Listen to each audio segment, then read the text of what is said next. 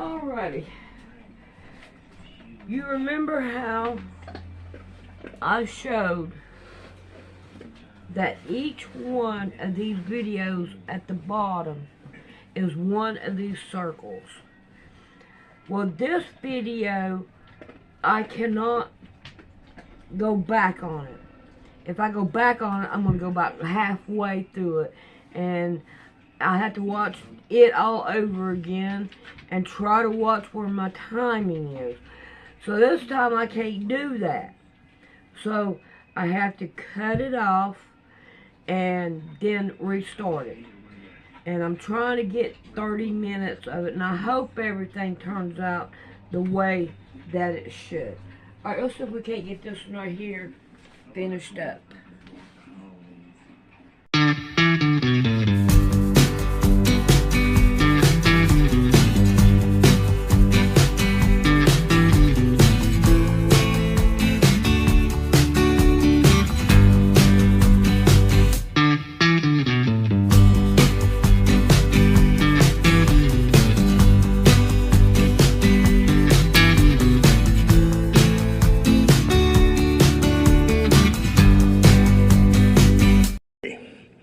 Because I found that that's the best way to get people to understand what happened and subtly at the end come to realize what the import of that really was.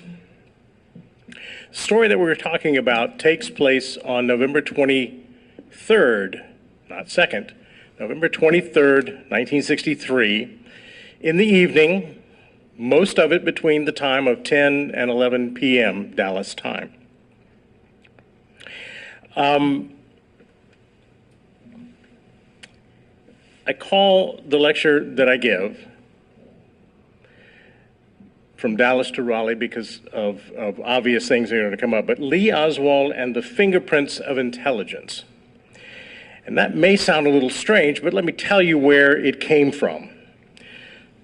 U.S. Senator Richard Schweiker was in charge of an investigation in the U.S. Senate that had to do with the intelligence community and how they responded to the John Kennedy assassination. And Senator Schweiker went into it with both feet and really began to understand some of the complexities of the case and to realize that the answers were not nearly as simple as we had been told. And at one point, he said this quote, "We don't know what happened, but we do know Oswald had intelligence connections. Everywhere you look with him, there are the fingerprints of intelligence." And as I'm sure you've already figured out now, we're not talking about intelligence as in IQ, though he was not really the dumb kind of wasteling that he's projected to be. What we're talking about is U.S. intelligence. We're talking about the United States intelligence community, represented by, but not limited to, the Central Intelligence Agency, the Defense Intelligence, Office of Naval Intelligence, and others that find and provide information and analysis so that the leaders of our country can make the decisions that they need. He believed, from everything that he saw, that Oswald had the fingerprints of intelligence all over him.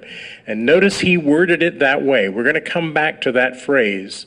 I think he did it on purpose, and I will let you know why after we understand what Oswald himself did while he was in jail.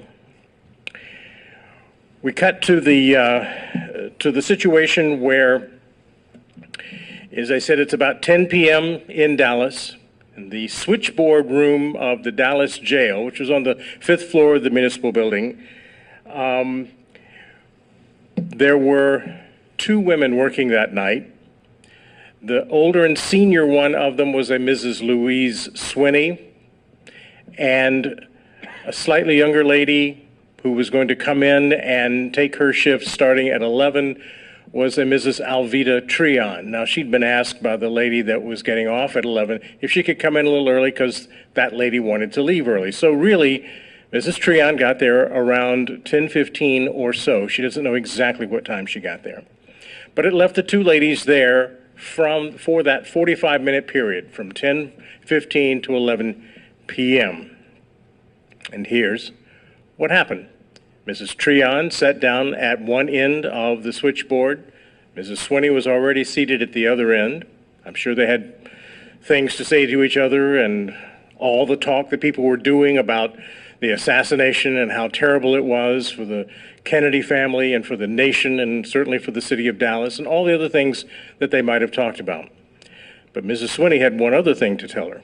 Mrs. Swinney said that she had been told earlier in her shift that at some point they discovered or they knew that Lee Oswald was going to want to make a telephone call, and that at that time, two men would come down or go up, depending on where they were coming from, to the fifth floor switchboard.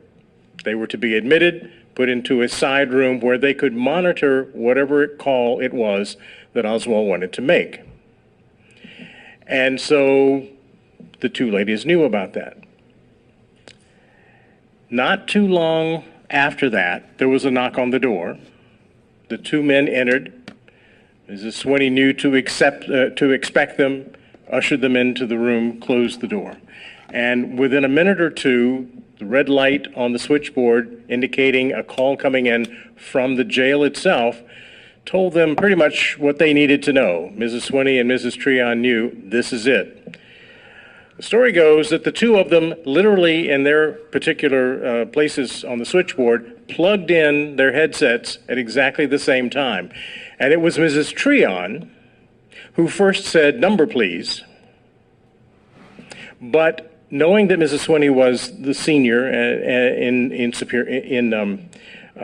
the hierarchy there and the switchboard, and that she sensed that Mrs. Swinney wanted to handle the call, perhaps had been told how to handle the call, she demurred, but she stayed on the line. Mrs. Treon stayed on the line and was able to hear everything that Lee Oswald was saying to Mrs. Swinney.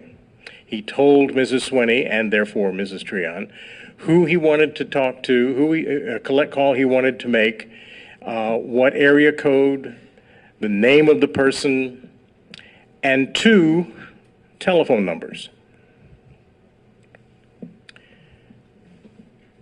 Mrs. Swinney takes the key off so that Oswald can't hear her, but he's still on the line, and switches in to the two men that are sitting in the equipment room. And she tells them everything that Oswald had just said. Mrs. Treon is sitting over there, and having heard all of it, she's writing down all this information because she and her daughter, once they found out, daughter was visiting her, she worked in the same building, once they found out that there was going to be this connection with Lee Oswald, the daughter said, "If this happens, write this down and let's keep it as a souvenir because this is something we're going to want to remember." So that's what Mrs. Treon was doing, wrote down everything that Lee Oswald said, and Mrs. Swinney repeated it to the two men in the next room. Now, Mrs. Treon couldn't hear the response of the two men, but after a few seconds, Mrs. Swinney said, "Fine," or "Okay," or whatever, and disconnected the two men in the other room. And Mrs. Treon would later say that Mrs. Swinney was sitting there extremely nervous, shaking, obviously very agitated at what she was next supposed to do. And that was this. She opened the key back up to Oswald and said, "I'm sorry, sir, no one answered at that number." Closed the key, and the call was finished. She never attempted to make the call, and almost certainly it was not her idea not to do that. The story continues that the two men came out of the room, thanked them for their cooperation, and left. Mrs. Swinney stayed on until her shift ended at 11 and left then or soon thereafter, and Mrs. Treon was left to consider all that had just happened in the context of everything that had happened in the last 36 hours in Dallas. Oswald didn't know when he was making this call that he had 12 hours left to live. Mrs. Treon would later say that she was absolutely dumbfounded at the way that had played itself out. But she had the little slip, and she would keep that and take it with her and not actually do anything of significant value with it other than keep it for the family for another 5 years. Now let's take a look at the slip that Mrs. Treon actually wrote. The original slip stayed with the family of the Treons when they moved to Springfield, Missouri, a couple of years after the assassination. And what has come down to us are photocopies of photocopies of photocopies of photocopies. And you know what happens even with the best of machines now, but certainly with the really poor quality or lesser quality machines that they had back then. Every time you made a photocopy, things got smudged and became less readable. So I took one of those, the earliest copy that I could find of the slip, and digitally remastered it and took out all of the garbage that was on it so that we can see it almost exactly the way Mrs. Treon wrote it. And let's see the information that's contained here. Bottom left, AC 919. Well, as Tom alluded in his introduction, I was reading a book in which this story was recounted in 1980, and the author, Anthony Summers, said, and it is reported that Lee Oswald attempted to make a call to area code 919. I was living in Hartford, Connecticut at the time. I'd taken a job up there, was on a train going into New York City for some business, and I was reading the book. And I got to area code 919, and I stopped, and I said, that sounds familiar. And a couple of seconds later, I hope it wasn't much longer than that, I thought, that's my area code at my home that I just moved from in Raleigh, North Carolina. Upper left-hand corner, collect call. Obviously, that was the only kind of long-distance call that Oswald could have made because there was no way of paying for it, and they were certainly, for a prisoner, the city was not going to pay for it and then try to collect back from him. So it had to be a collect call. First line says it came from the jail. Second line, from Lee Harvey Oswald. Now, I'll stop here for just a second and say, do you realize or do you understand why we call him Lee Harvey Oswald every time we refer to him? Well, that was his name. Yeah, but my name is Grover Belmont Proctor, Jr., but nobody calls me that. Nobody refers to me as that. I was not introduced here tonight as your speaker, Grover Belmont Proctor. But think about it. It took me a little while to realize this. The press got their information from the arrest sheets that were typed up on these old manual typewriters that they had in 1963, where it has a space for the person's first name, middle name, last name.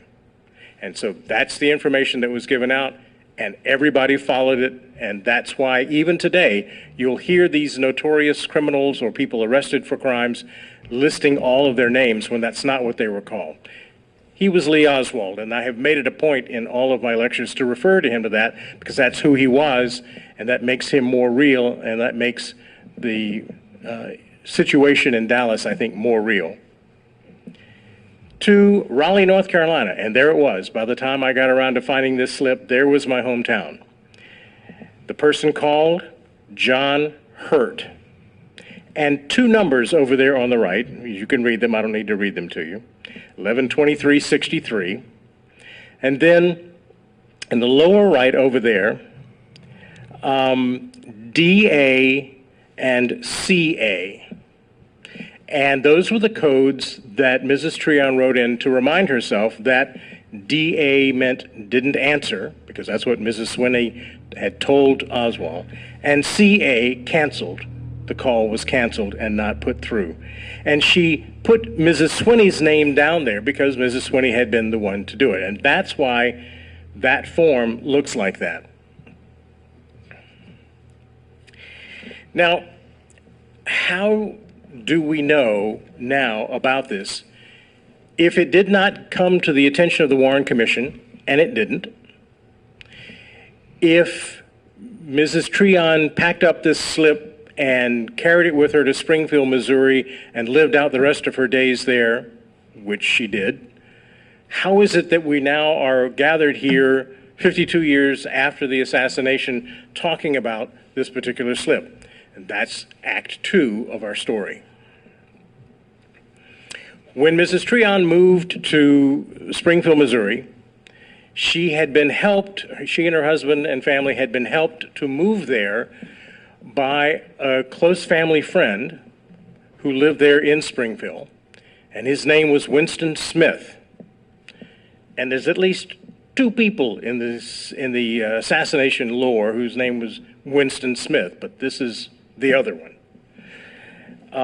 Winston Smith was a family friend, and he figures into this in one way. One night, in the middle of the winter, December, early January of December of 67 or January of 68, Mr. and Ms. Treon had Winston Smith over there to their house for dinner. And during that dinner, she said, you know, you might be interested in something that happened to me that I was witness for at the time of the Kennedy assassination. He said, oh, well, sure, tell me.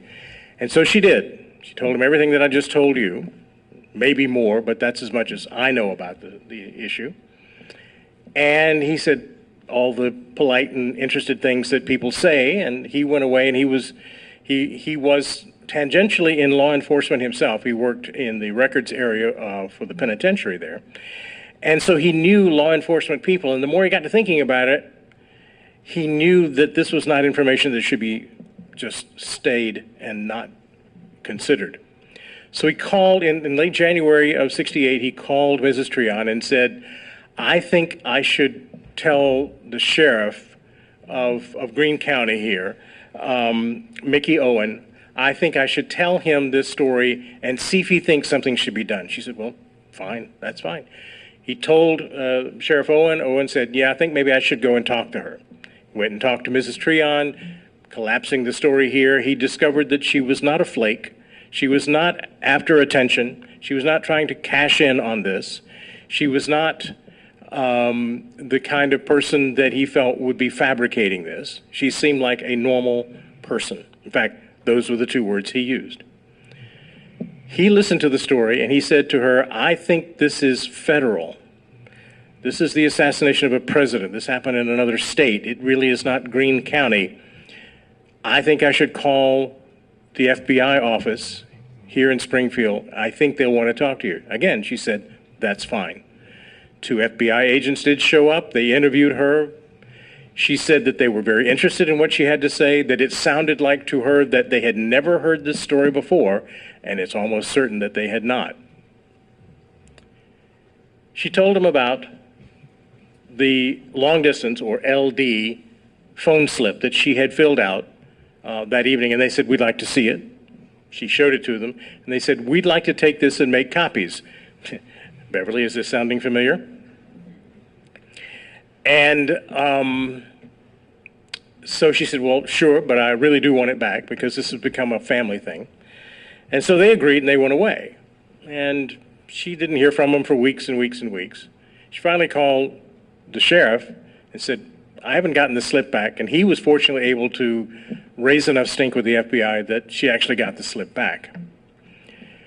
But the most interesting aspect of this part of the story is that somebody during this time, 68, 69, we have no idea what the date is, but somebody who had listened to Mrs. Treon's story, told in probably greater detail than I shared with you tonight, sat down at a typewriter with legal-size paper and carbon paper and typed out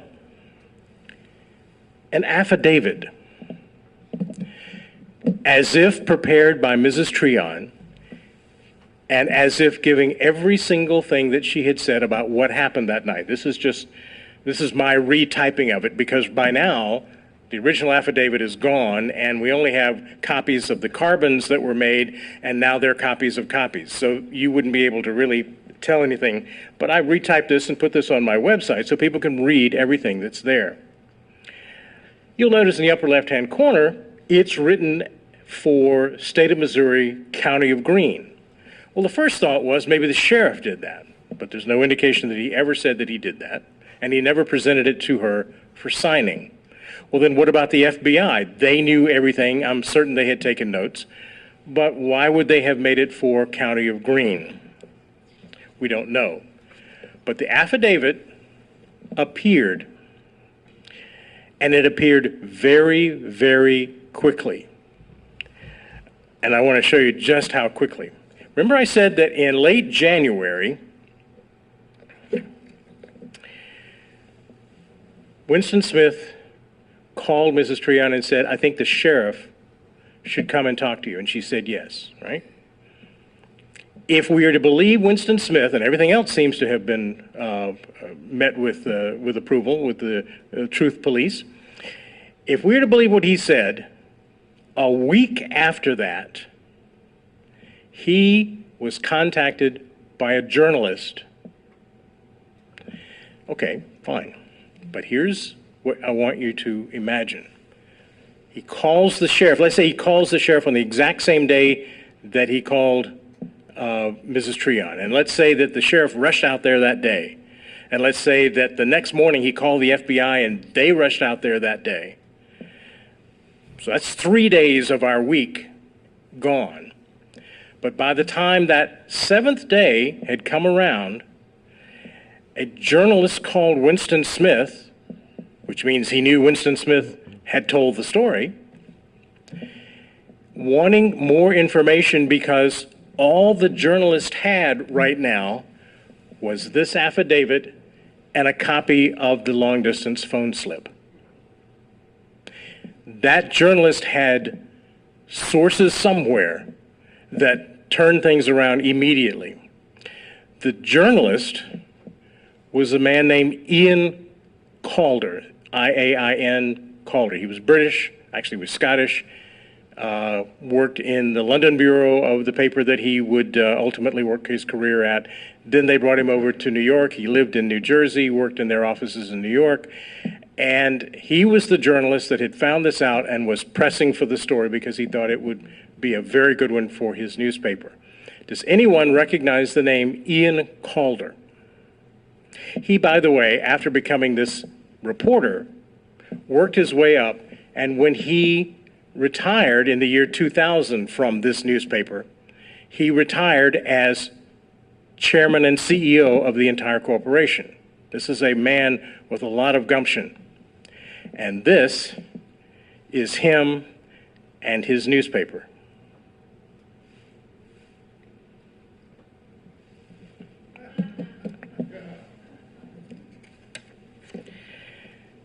Now, there's a very short portion of the story here that Ian Calder figures into. I'm going to really boil it down, but it has importance beyond the Raleigh Call story, so I want you to know about this story. There was a man by the name of Abraham Bolden, and Abraham Bolden, among his other many positive qualities and accomplishments, President Kennedy had named him as the first African-American Secret Service agent to work the White House detail. He was an extraordinary man, and when he was working in the Treasury, they said he closed more counterfeiting cases than anybody before him. He was brought over to the White House detail, and he was working on the White House detail at the time of the assassination, though not in Dallas. He was in Chicago, which is where he was living. And Abraham Bolden figures into this two ways. First of all, he gave a report that still exists that on the night of the assassination, on the night of Saturday, late Saturday night, remember the time that the call came through, the Raleigh call.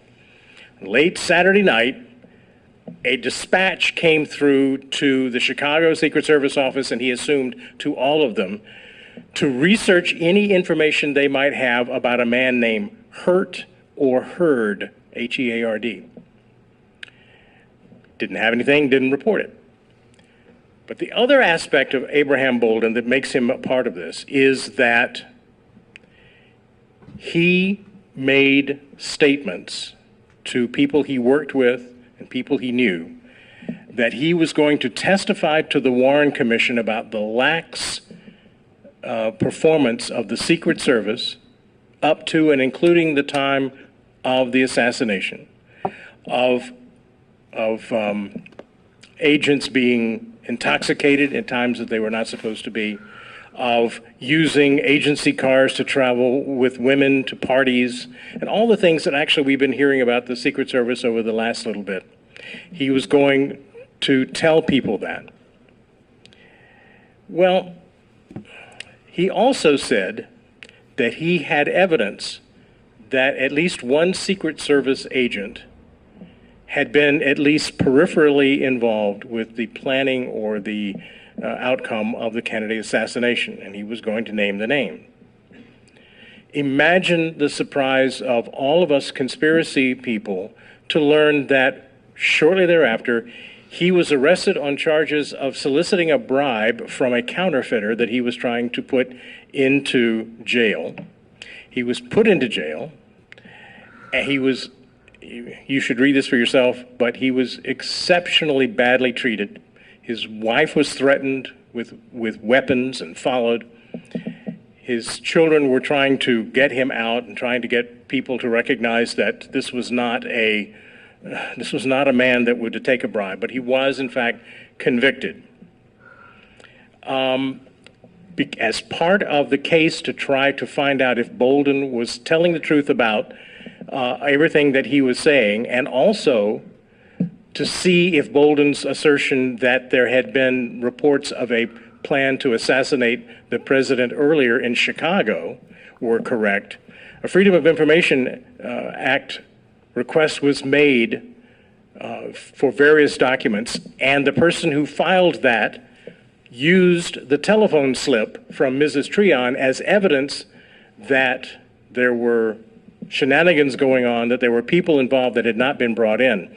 And that's how the authors that have been talking about the Raleigh call found out about this slip, and the very first book that it contained it had gotten it from that Freedom of Information thing. So I urge you, if you have an interest, read Abraham Bolden's book, and he will, in that book, he will reveal the things that he had to go through in order to try to get the truth out.